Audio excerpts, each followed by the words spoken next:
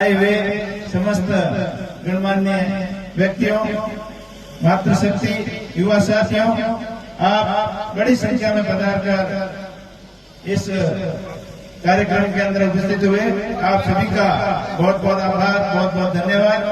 मेरे पूर्व वक्ताओं ने बहुत सारी बातें आपको बताई, उनको आप मानते हुए आगे चलें और जिस प्रकार जल, जमीन और जंगल की रक्षा के लिए हमारे योद्धाओं ने जो संघर्ष किए, उनको हमेशा याद करना अपना कर्तव्य बनता है। और अलग अलग समाज से अलग अलग जो महापुरुष जो हमेशा समाज को नई दिशा दी, उनको आदर्श मानते हुए हमें उनके आदर्शों को स्वीकार करते हुए अपने जीवन में धारण करते हुए आगे बढ़ेंगे तो निश्चित तौर पर आने वाला समय हम सबके लिए अच्छा होगा।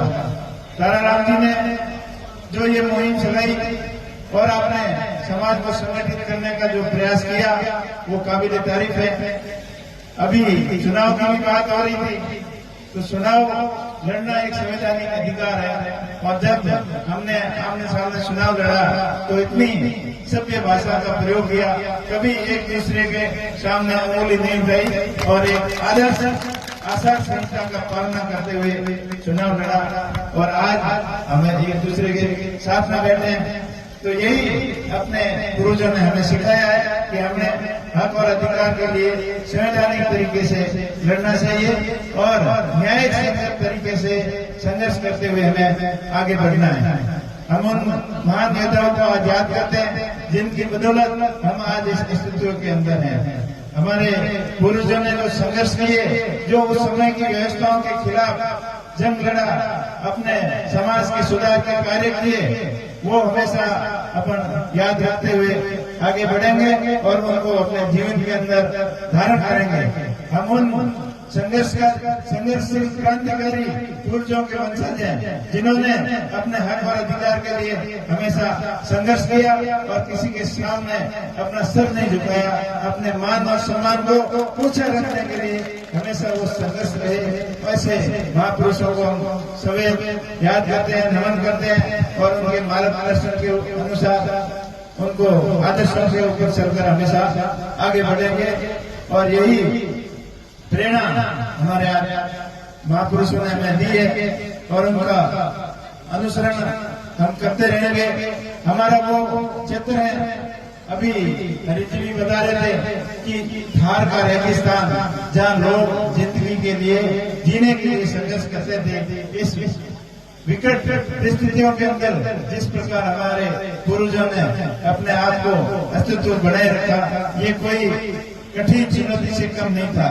फिर भी वो भयंकर अकाल हो, आंधियां हो, चाहे अकालों का छाया हो, कड़ाके की धूप हो, उन परिस्थितियों के अंदर खाने के लिए और पीने के लिए जिस प्रकार संघर्षरत रहे और उसके साथ साथ हर क्षेत्र के अंदर अपन ने प्रवेश की, तो हमेशा उनके आदर्शों को हमें ध्यान में रखना है। और जिस प्रकार अपना भाईचारा सदियों से बना आया है, वही भाईचारा हमेशा हमेशा आगे बढ़ता रहे। वो अभी ताराराम जी बता रहे, जो पुराने जमाने की व्यवस्थाएं थी वो उस जमाने के लिए आवश्यक थी, वो वैन व्यवस्था हो, चाहे कार्य की व्यवस्था हो। लेकिन आज का जमाना बदल गया है। आज का जमाना सिर्फ और सिर्फ एजुकेशन का है और एजुकेशन के साथ, शिक्षा के साथ संस्कारों को भी अपनाते हुए अपने जीवन के अंदर धारण करें तो निश्चित तौर पर आने वाले समय में कोई कठिनाई नहीं होगी। आज वो जमाना जिसमें हर आदमी हर कोई काम कर सकता है। पहले अलग अलग लोहार का काम लोहार का था, सुनार का काम सुनार का था, नई का काम नई, दर्जी का काम दर्जी, जो अलग अलग वर्ण व्यवस्थाएं बनी हुई थी उस जमाने की आवश्यकताएं थी। लेकिन आज का समय बिल्कुल अलग है। आज कोई सा आदमी कोई काम कर सकता है। आप में से, हम में से, सब में से कोई भी आदमी सुनार का भी काम कर सकता है, लोहार का भी कर सकता है, अलग व्यापार भी कर सकता है। जो पहले जमाने में खाली जो व्यापारी लोग थे वही व्यापार करते थे, अपने किसान कौम के लोग, शोषित दलित पीड़ित वर्ग के लोग व्यापार के समझते नहीं थे। लेकिन आज के जमाने में सभी कर रहे हैं। तो तो मेरा कहने का मतलब है कि समय और परिस्थितियों के अनुसार अपने आप को बदले, ताकि अपना समाज हर दिशा के अंदर आगे बढ़े। और जिस प्रकार आपसे अपना तो भाईचारा जो सदियों से बना आया, वैसा का वैसा अपना भाईचारा बना रहे। और थार की अपने मारवाड़ की पहचान जो सदियों से पहचानी जाती है, जिसमें कहावत है कि अपने यहाँ का जितना पानी गहरा, उतने लोगों की समझ गहरी, उनकी सोच गहरी, उनके आदर्श, और उसी हिसाब से वो उनका अस्तित्व बहुत गहरा था। तो इस अस्तित्व और अपनी पहचान को कायम रखने के लिए अपने को समय और परिस्थिति के अनुसार अपने आप को ढालना पड़ेगा, और सबको साथ में लेकर दूसरे का अहित न करते हुए अपना हित ज्यादा से ज्यादा कैसे हो, उसके लिए हमेशा प्रयत्नरत रहना चाहिए। अभी ताराराम जी ने जो ये मुहिम शुरू की, आपको संगठित करने की, जगाने की, वही काबिले तारीफ है। और इस प्रकार आप अपने अस्तित्व को जब भी कायम रख पाओगे जब संगठित रहोगे, एक रहोगे, नेक रहोगे, तभी अपना अस्तित्व आप कायम रहेगा।